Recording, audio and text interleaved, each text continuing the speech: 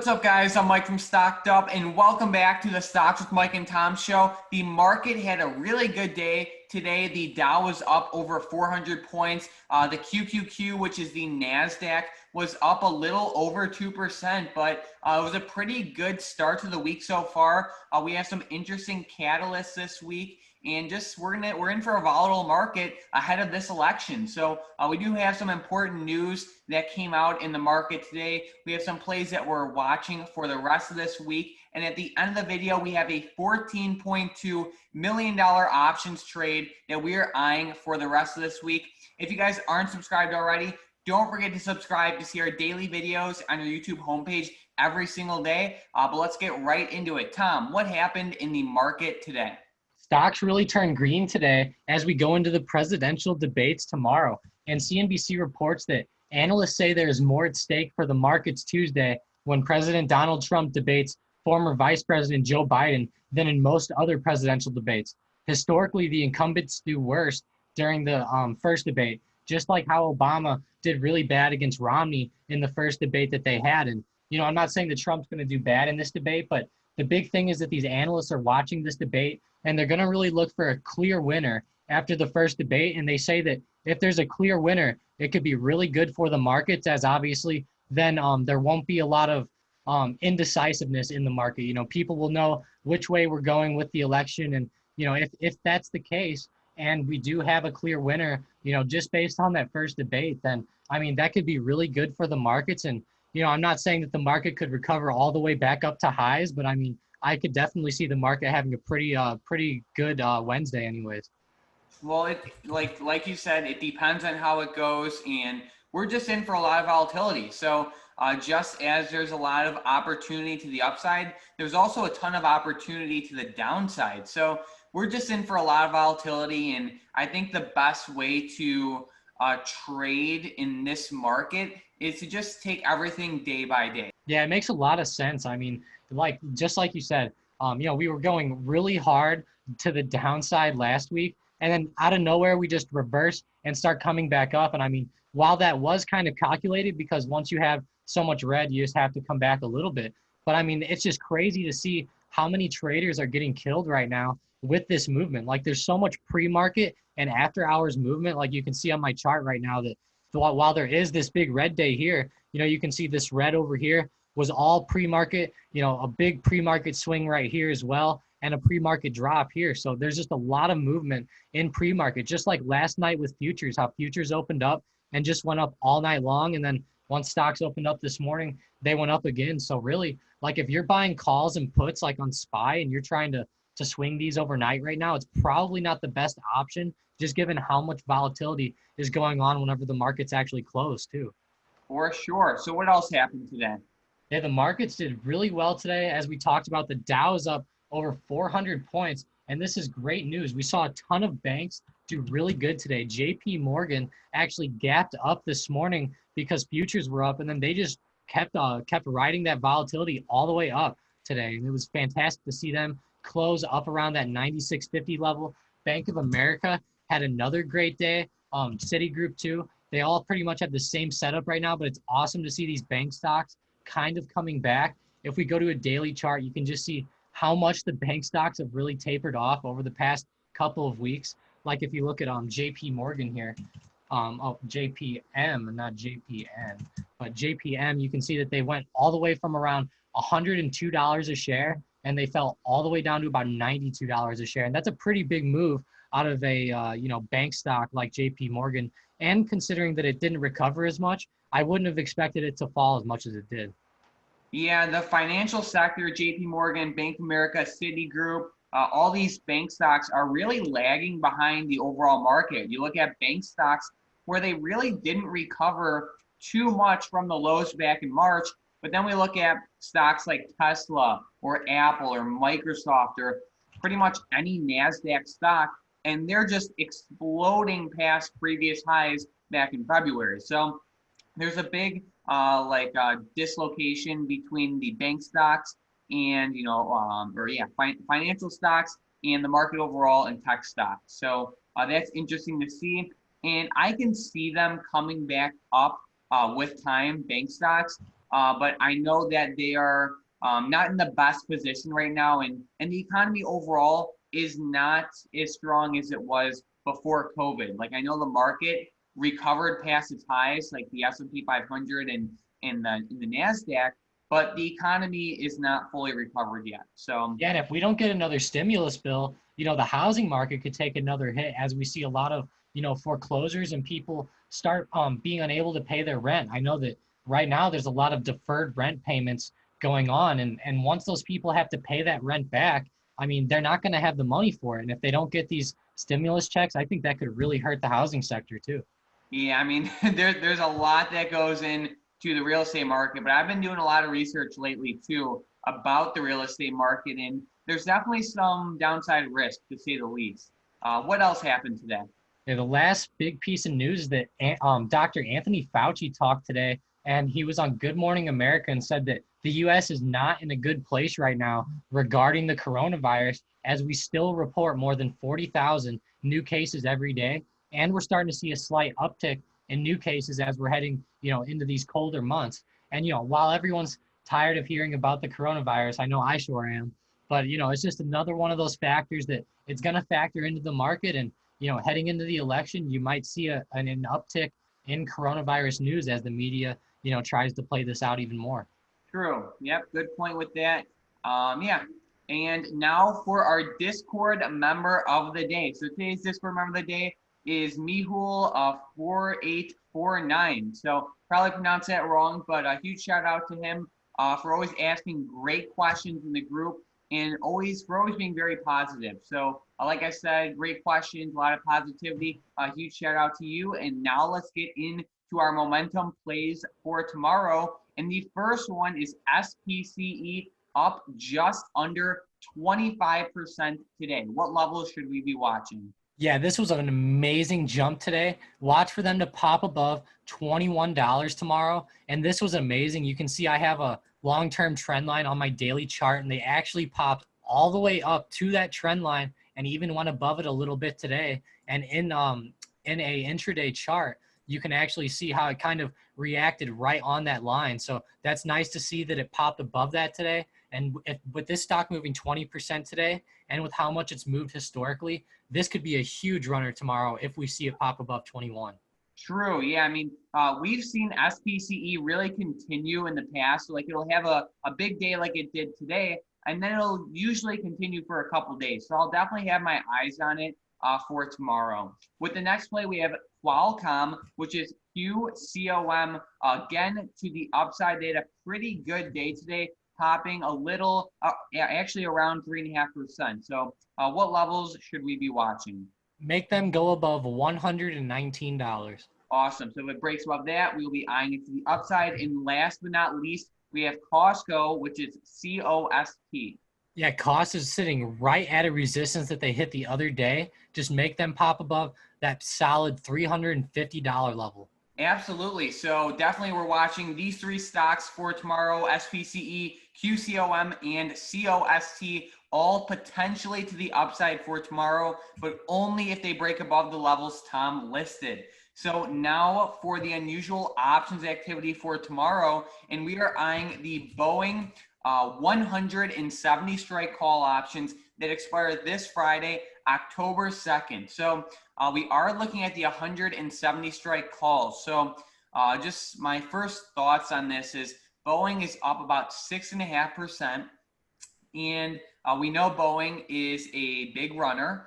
They have a lot of big moves in the past, but also this option is less than $5 out of the money. So to me, that's a pretty bullish sign. But I do know that, Boeing is a pretty volatile stock. So as of right now, it really looks like they're longing these Boeing 170 strike calls that expire this week. But we are in a volatile market right now, and I would not be surprised, like that can change instantly. So what do you think? Yeah, I think that Boeing could easily hit 170 tomorrow. I mean, it's pretty hard to say right now given how they close kind of red compared to a lot of the other stocks today. But I mean, other than that, I mean, with how close to the money they are, I would honestly think that they were longing this. And just based off of intraday and how much green we had the past 2 days, I kind of think that Boeing could easily pop another $2, just given that they've ran from 146 all the way up to 168 over the past 2 trading days. Yeah, we are in a volatile market, so it really does look like that is possible, but anything can happen. So keep that in mind. And now for our comments from the previous episode. So for the first comment, we have Young saying, what are your thoughts on GUSH for the long term? So GUSH is actually a leveraged ETF. So leveraged ETFs pretty much they follow an asset, whether it be a commodity like oil, or whether it be, like an index, kind of like the S&P 500. So like, for example, if we look at like SPXL, this is, so we look at like XPXL, it is a leveraged ETF for the S&P 500, and it's to the upside. If we look at XPXS, it's a leveraged ETF to the downside. So, pretty much what happens is in a stock like GUSH, technically it's an ETF, but it is leveraged. So it is following oil and gas. And the problem with leveraged ETFs is they're kind of like options. So options decay in value every single day. And these leveraged ETFs also do the same thing. So over time, pretty much no matter what happens, these ETFs will fall in value. Now, there are certain circumstances where that's not the case, but generally, these leveraged ETFs do lose money over time. It's how they're structured. So I definitely would not hold GUSH for the long term because. Wait, Mike, you mean GUSH is not going to hit $15,000 a share again? Yeah. So are you pulling the chart? Yeah, exactly. So on the chart, you could see that Tom has it pulled up. What were the highs, Tom? The highs, man, whenever we go all the way back, it looks like 37,000. Yeah, so the chart is showing that the highs were 37,000, and right now it's at $23. So basically what that shows is the ETFs just fall over time. So you don't want to hold this long term, because even if the assets that this ETF is following, you can still lose money on it just because how the fund is set up. So you do not want to hold any type of leveraged ETF or ETN for the long term. Yeah, generally people just day trade with these ETFs. Like if you think oil is going to go up tomorrow, for example, you might be able to get in GUSH at market open and ride a quick, 5% run to the upside just because of that leverage that allows it to run that quickly. Right, exactly. So just keep that in mind. Generally, if you want to follow the oil and gas industry, you would get an ETF that one is not leveraged, but has good liquidity and has low what are those things called, Tom? Like the fee structure. So keep that in mind. And now for the next comment, we have Hoyle saying thoughts on why to swing trade. What do you think? Why? I've never actually heard of them, but I mean, on a daily chart, they're actually not looking too good over the long term. I know the short term looks pretty good, but personally, I would not do this myself. It looks like that they've had a few red days, with the market being red last week, and today they were kind of green to end the day, but I just really don't like their movement overall. I would be more neutral on them right now. Okay, cool. And then can you go back to a daily? Yeah. Yeah, I mean, I'm definitely in the same boat. I think that it's just not really worth a trade right there. Do you see that resistance at 75? That can potentially be a level to watch, but just looking back from the end of the middle of June till right now, it looks like they're actually in a descending triangle pattern too. And then their 5-year chart doesn't look too good either. So I'm not a huge fan of this trade.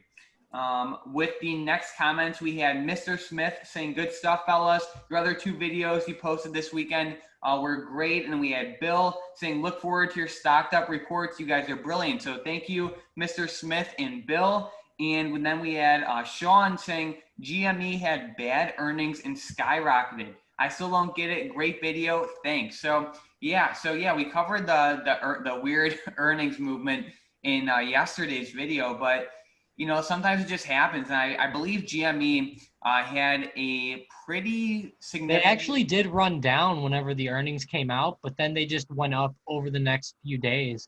And that could be as we go into like Black Friday and, more of the Christmas season, that could be a reason why GameStop is going up, into these colder months too.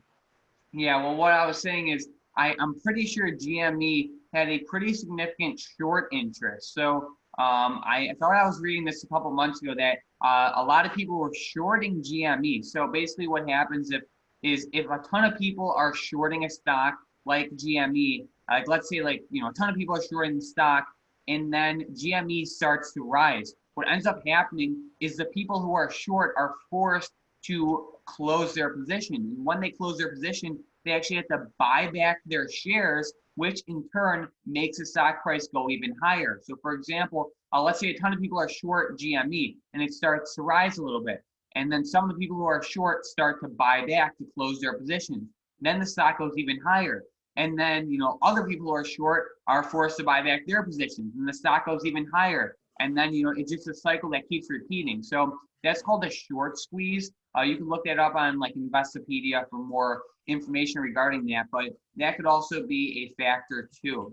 So with that being said, Tom, do you have any last minute stocks, options, or any insight for the market for tomorrow? Yeah, my big stock for tomorrow is going to be SPCE. I know that we already covered it, but everyone calls me one of the Space Cadet members because I always talked about SPCE in the past, and man, it's really bouncing off that trend line down there at $15, or a support at $15, and now we pop 20% today. I think that this could definitely run tomorrow given its history, and plus it had a ton of analyst upgrades this morning, and that's what really caused it to run. So with those upgrades, that's just great news for a stock like this. And given that it's one of those volatile movers, I could just easily see it running tomorrow. And I'm not saying for everybody to come in as soon as the market opens tomorrow and buy calls on SPCE.